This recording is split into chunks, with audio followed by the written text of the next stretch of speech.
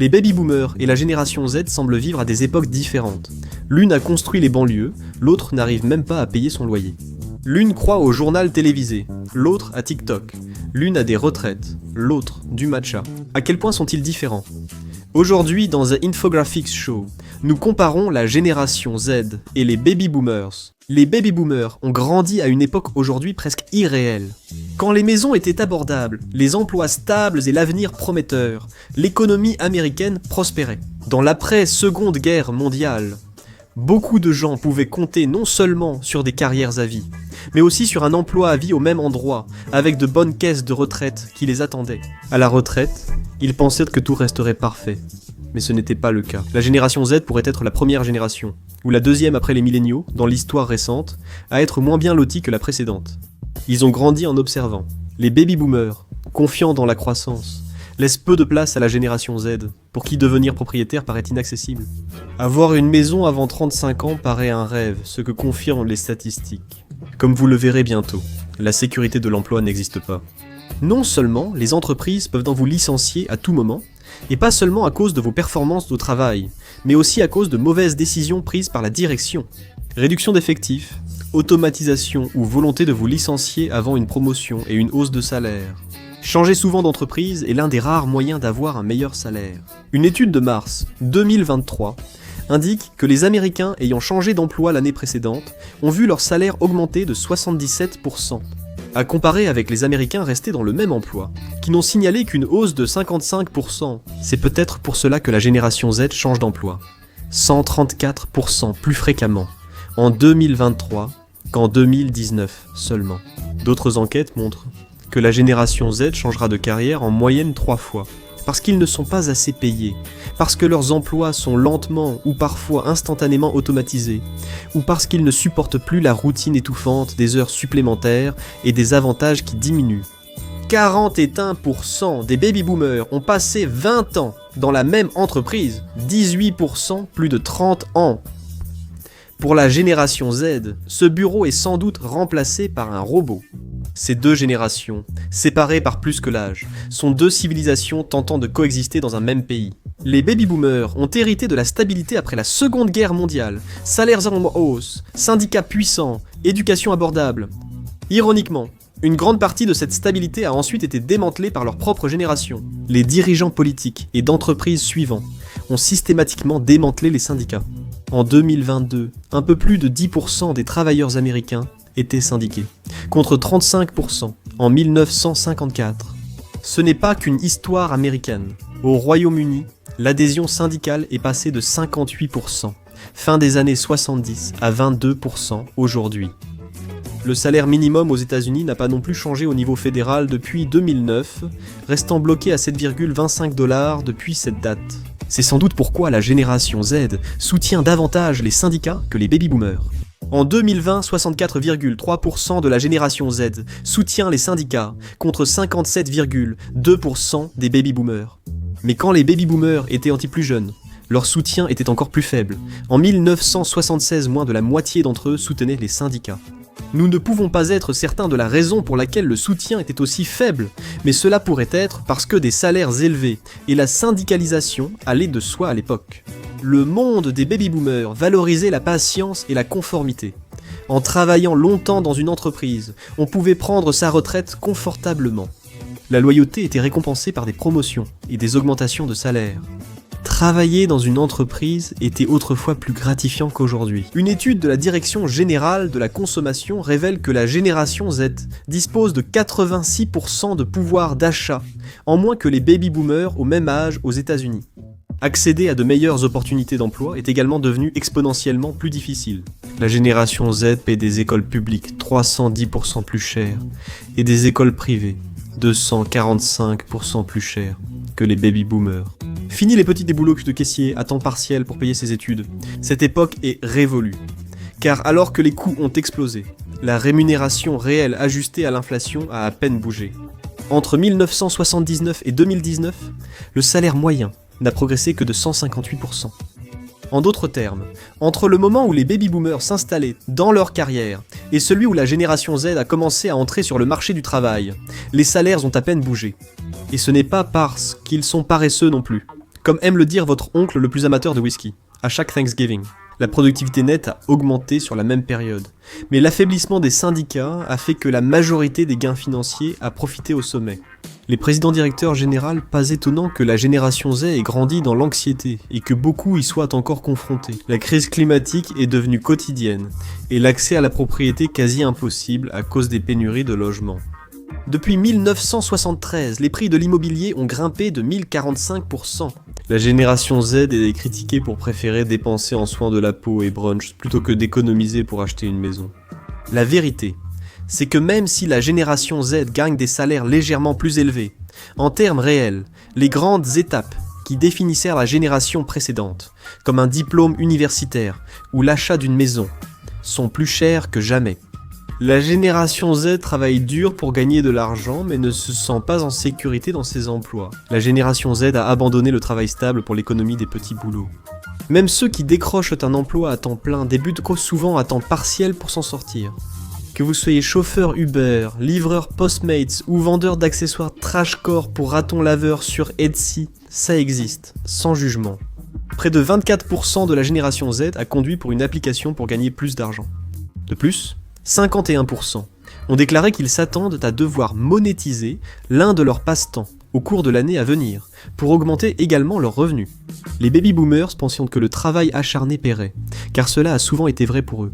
L'âge adulte suivait des étapes attendues. Mariage, achat d'une maison, enfant, généralement avant 30 ans selon les statistiques. En 2024, selon l'Association nationale des agents immobiliers, l'âge médian des primo-accédants était de 38 ans. C'est le chiffre record. En 1980, l'âge médian était de 29 ans. L'âge adulte pour la génération Z est une lutte continue pour la survie financière.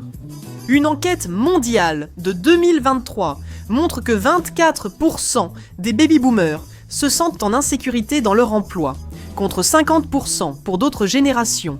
Pour la génération Z, c'est peut-être pour cela qu'à 30 ans, la plupart des membres de la génération Z qui travaillent est en dehors de la technologie et de la finance, vit avec 2 colocataires, ou chez sa mère, et travaille comme barman le week-end pour arrondir ses fins de mois. Une enquête de Bloomberg réalisée en 2023 a révélé que 45% des personnes âgées de 18 à 29 ans vivaient chez leurs parents, un record depuis 80 ans.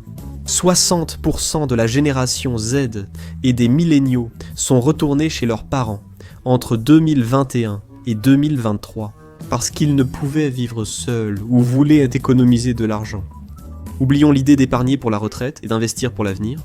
La plupart de la génération Z se démène simplement pour pouvoir payer le loyer du mois prochain. Fait surprenant. La génération Z est ainsi plus prête à travailler dur que les baby-boomers, à l'opposé des stéréotypes sur ces générations. Selon une analyse, 58% de la génération Z sont prêts à travailler nuits et week-ends pour un meilleur salaire. Moins de la moitié des baby-boomers ont dit la même chose. Et ce ne sont pas que des promesses en l'air. La même enquête mondiale a montré que les jeunes, dont la génération Z et les jeunes milléniaux, effectuaient 8h30 de travail gratuit par semaine, en arrivant tôt, partant tard et travaillant sur la pause déjeuner. Les baby-boomers, eux, n'offraient en moyenne que 5 heures et 14 minutes. Dans un monde idéal, chacun serait rémunéré pour tout son travail. Bien sûr, mais aujourd'hui, la loyauté envers l'entreprise n'a plus vraiment de sens pour les jeunes générations. Les gens peuvent être licenciés à tout moment à cause de la diminution des protections. Les licenciements massifs font partie de la réalité, donc ils sont plus enclins à vouloir prendre le contrôle de leur propre vie professionnelle. La génération Z affiche les plus fortes ambitions entrepreneuriales. 42% souhaitent créer leur entreprise, soit au moins 10 points de plus que les autres générations. Le manque de loyauté envers les entreprises s'explique aussi par le fait qu'elles paient leurs employés en dessous du coût de la vie et refusent de leur offrir une assurance santé de base. Même jusqu'en 1989, en plein dans la génération X, 61% des jeunes diplômés universitaires pouvaient compter sur une assurance santé offerte par l'employeur. Ce chiffre est tombé à 31% en 2012. Pour les diplômés du lycée, la situation est pire. Seuls 7% avaient une assurance santé d'employeur en 2012 contre 24% en 1989. Ce changement a affecté la génération Z dans de nombreux aspects de leur vie. Leur situation financière et sociale diffère aussi de celle des baby-boomers. En outre, leur vision du succès, de la famille et du bonheur diffère aussi. Commençons par une des plus grandes et visibles différences entre la réalité sociale des baby-boomers et celle de la génération Z. Du moins aux États-Unis. La diversité croissante de chaque génération. En 2019, 52% de la génération Z sont blancs, non hispaniques, contre 82% des baby-boomers en 1969. Cela pourrait expliquer pourquoi la majorité de la génération Z considère la diversité raciale et ethnique comme un atout pour les États-Unis, contre seulement 48% des baby-boomers. Ces derniers étaient aussi très attachés à la famille nucléaire. La génération Z est plus seule que jamais. Selon une enquête de GRWI, près de 80% de la génération Z a ressenti de la solitude cette année. Seulement 45% des baby-boomers ont ressenti ces sentiments. Même quand la génération Z ne se sent pas seule, elle accepte divers types de familles, dont les familles choisies, soit des amis proches formant une unité de soutien. 87% des baby-boomers se sont mariés au moins une fois avant 46 ans, contrairement à ceux qui ne l'ont jamais fait ou ne se sont pas installés. Contrairement aux idées reçues, la génération Z ne méprise pas le mariage. Un rapport de 2023 a montré que 81% de la génération Z envisagèrent le mariage. Près de la moitié pensaient que cela arriverait sûrement dans leur avenir. Et alors que la plupart des membres de la génération Z étaient soit enthousiastes, soit impatients à l'idée de leur futur mariage, seulement 8% d'entre eux considéraient le mariage comme dépassé. Il semble donc que la génération Z veuille effectivement une relation de couple et le mariage. Ils repoussent simplement cela à plus tard. D'un autre côté, pour une génération aussi enthousiaste à propos des valeurs traditionnelles du mariage, les baby-boomers ont également eu les taux de divorce les plus élevés de tous les temps. Selon un rapport du recensement américain de 2021, près de 35% des Américains ayant divorcé l'an dernier étaient des baby-boomers de plus de 55 ans. C'est 2 fois le taux de tout autre groupe d'âge de l'enquête. D'accord. C'est peut-être simplement parce que leurs enfants ont quitté la maison et qu'ils ont enfin pu faire ce qu'ils voulaient depuis longtemps. Pas vraiment. Une étude montre que depuis les années 1970, les baby-boomers sont les principaux responsables de l'augmentation des divorces. Une étude de l'université du Minnesota, tenant compte de l'âge, a montré que la génération du baby-boom a provoqué l'augmentation exceptionnelle de l'instabilité matrimoniale après 1970 tel. Toujours instables en couple à l'âge mûr, ils expliquent sans doute pourquoi la génération Z retarde le mariage. Ils ont observé le sort des baby-boomers, mariés à 25 ans pour les hommes et 23 ans pour les femmes. Et ils préfèrent prendre leur temps. La génération Z voit aussi plus d'avantages à être célibataire. Selon Tinder, 81% des jeunes adultes estiment que le célibat favorise leur carrière, leurs amitiés, leur forme et leurs loisirs. Comme l'a dit un chercheur, la génération Z rejette l'idée qu'une relation traditionnelle soit le chemin par défaut vers le bonheur. La technologie n'a fait qu'accentuer le fossé entre les deux générations. Les baby-boomers considèrent Internet comme un outil, quelque chose à utiliser, et parfois pas très habilement. Voilà pourquoi ton père t'appelle encore pour changer le fond d'écran de son iPhone. Mais alors que la génération Z est peut-être experte en appareils portables, elle n'a jamais eu le luxe d'utiliser Internet comme un simple outil. Ils ont vécu en ligne dès un âge terriblement jeune. Ils ont été façonnés par les algorithmes avant même de pouvoir voter. Les baby-boomers passent en moyenne 3h31 par jour sur leur téléphone. La génération Z passe en moyenne 6h27 minutes. Une étude américaine de 2018 sur les jeunes a révélé des résultats préoccupants. L'augmentation du temps passé devant les écrans, jusqu'à 1 heure d'utilisation par jour, ne semblait pas avoir beaucoup d'effet. Au-delà de cette durée, plus de temps d'écran était lié à un bien-être psychologique plus faible, moins de curiosité, moins de contrôle de soi, plus de distraction, difficulté à se faire des amis, stabilité émotionnelle réduite, comportement difficile et incapacité à finir les tâches. Les lycéens très exposés aux écrans étaient plus de 2 fois plus susceptibles que les faibles utilisateurs d'avoir un diagnostic de dépression, d'anxiété ou un suivi en santé mentale. Au cours de l'année écoulée, cela fait beaucoup de problèmes. Cela dit, les jeunes savent que c'est un problème. 66% d'entre eux disent vouloir réduire leur temps d'écran, au point que beaucoup se sentent plus à l'aise avec la communication numérique qu'avec la communication en face à face. 20% de la génération Z préfèrent débuter l'assistance client avec un chatbot, selon une entreprise du secteur. 38% des clients de la génération Z et des milléniaux abandonnent la résolution d'un problème, s'ils ne peuvent pas utiliser des outils en libre service, reflétant leur forte aversion pour l'interaction humaine. Absolument tout pour éviter d'utiliser le téléphone pour la raison pour laquelle il a été conçu à l'origine. Les baby-boomers, eux, ont grandi avec les centres d'appel et préfèrent encore appeler pour résoudre un problème. En 2022 seul, 32% des terminales voyaient leurs amis chaque jour, et la génération Z compte en moyenne 2 amis proches. Pour les baby-boomers, ce nombre était d'environ 5. De nombreux membres de la génération Z tiennent leurs idées sur les relations et le sexe d'influenceurs, avant même d'avoir tenu la main de leur béguin au collège. Beaucoup d'entre eux ont vu du porno avant de vivre leur premier baiser. En fait, la majorité d'entre eux l'ont fait. Une enquête britannique, auprès de 5300 jeunes de 18 à 29 ans, montre que 45% considèrent le porno comme une source majeure d'informations sur le sexe. C'est formidable, sachant tous combien le porno est réaliste. Et pas moins de 70% des hommes de la génération Z ont déclaré que leur première exposition au sexe s'était faite par le biais du porno, 63% d'entre eux l'ayant vu avant d'avoir 16 ans. Les baby-boomers ont appris sur le monde, leurs amitiés et relations, par essais erreurs et expériences personnelles. La génération Z a reçu trop d'informations à ce sujet avant même de pouvoir l'expérimenter eux-mêmes. Cependant, les baby-boomers n'étaient pas naïfs. La génération Z serait même plus prude.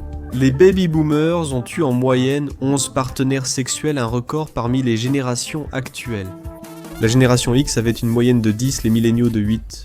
Étrangement, les baby-boomers étaient aussi les moins susceptibles d'approuver les relations sexuelles avant le mariage, même s'ils en avaient manifestement beaucoup. Et cela pourrait être un exemple où la génération Z devient en fait plus fermée d'esprit.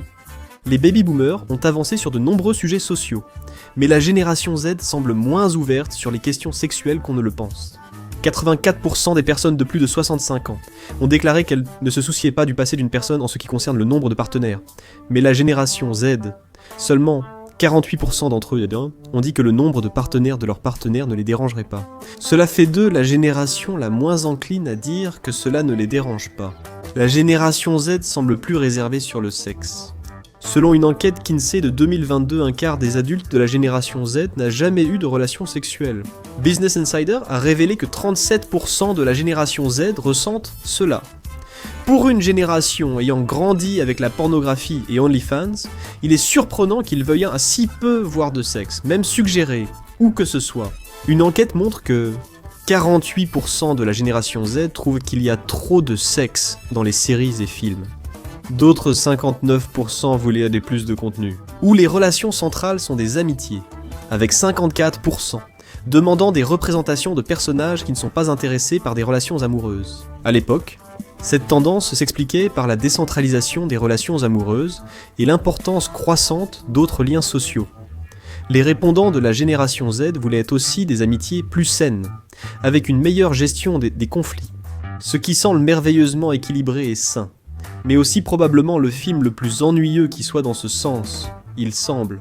Alors que les baby-boomers sont devenus plus progressistes dans leurs attitudes envers l'histoire sexuelle des gens, la génération Z est devenue légèrement plus jugeante. En même temps, la génération Z vit constamment sous surveillance. Le sens de l'identité, de l'humour et de la politique de la génération Z s'est formé sous une surveillance numérique intense. Certains reprochent souvent aux adolescents et jeunes adultes actuels de ne pas sortir. La disparition des bars et des clubs leur est pourtant reprochée. De nombreux facteurs retiennent la génération Z à la maison. Dépression, anxiété, moindre envie d'alcool, cercles sociaux restreints ou absents. On sous-estime souvent l'inquiétude de la génération Z que ces moments d'insouciance soient enregistrés. Les baby-boomers, et honnêtement la plupart des générations avant la génération Z, étaient jeunes et stupides. Avant que tout le monde ait un appareil d'enregistrement numérique haute résolution dans sa poche, la génération Z n'a jamais connu ce monde-là.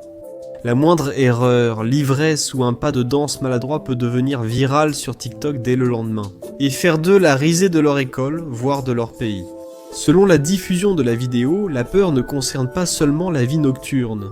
Une étude montre que 19% de la génération Z ont quitté la salle de sport pour éviter d'être filmés, sans être paranoïaques. 10% des usagers de la salle de sport ont avoué avoir secrètement filmé d'autres pendant l'entraînement. S'ils sont prêts à l'admettre, imagine combien d'autres l'ont fait sans vouloir avouer à un enquêteur qu'ils étaient bizarres.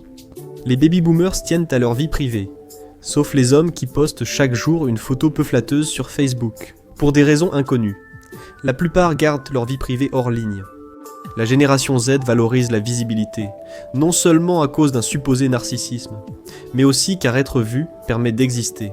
Dans un système qui t'oublie aussitôt déconnecté, les statistiques montrent que 88% de la génération Z partagent volontiers des données personnelles avec les réseaux sociaux pour des expériences personnalisées. C'est une différence de plus de 20% par rapport aux générations précédentes, y compris les baby boomers. Étrangement cependant, la génération Z pourrait être la génération native du numérique. Ils risquent aussi davantage d'être arnaqués, sans doute à cause de leurs faibles soucis de vie privée, selon une enquête de Deloitte.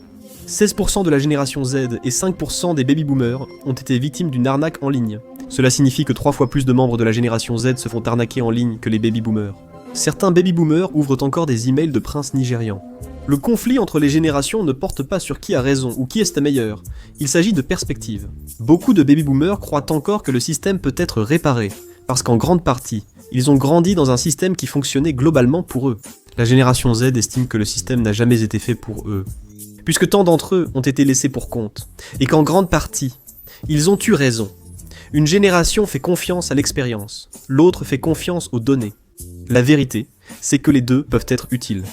Cela dit, la génération Z et les baby boomers sont plus proches sur certains sujets qu'on ne pourrait l'imaginer. 44% de la génération Z et 57% des baby boomers estiment que les politiciens sont moins honnêtes qu'avant. Le système qui a exclu la génération Z commence aussi à délaisser les baby boomers. Les baby boomers pensaient avoir une bonne pension et une retraite confortable. Mais la moitié travailla après 70 ans loin de la vie rêvée.